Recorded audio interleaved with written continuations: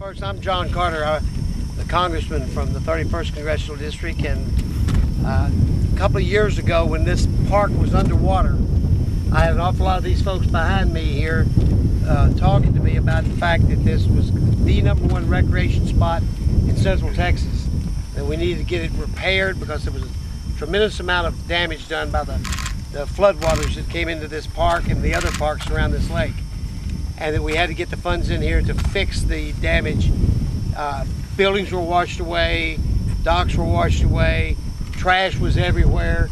A lot of the community folks got out here on their own, working with the Corps, picked up the trash, did a lot of their own work, sweat equity into trying to get these parks going.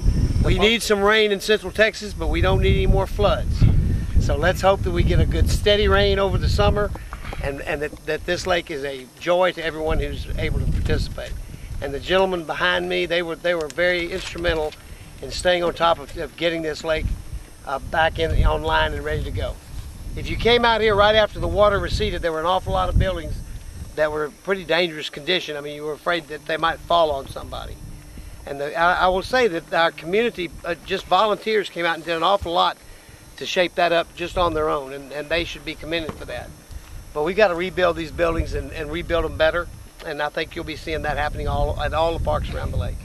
This is a project I'm willing to spend money on, and there's other things I'm willing to spend money on, but I'm not willing to throw money away. And we're now, as of this point in time, we have spent more money than all the rest of the presidents put together in the first 100 days of this presidency, and that's a lot of money.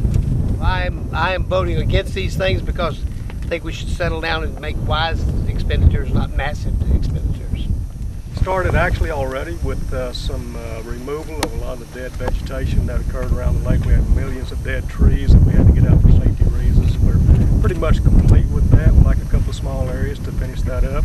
And we've already started with a lot of the demolition of the dangerous buildings that were still standing and semi-standing in very dangerous locations to get those out of the areas where the public uses. And we started back, you can see here, we started back with new construction already, and we started to address some of the erosion issues. We lost a lot of topsoil and vegetation. We've already started a lot of that work, so we're well on our way.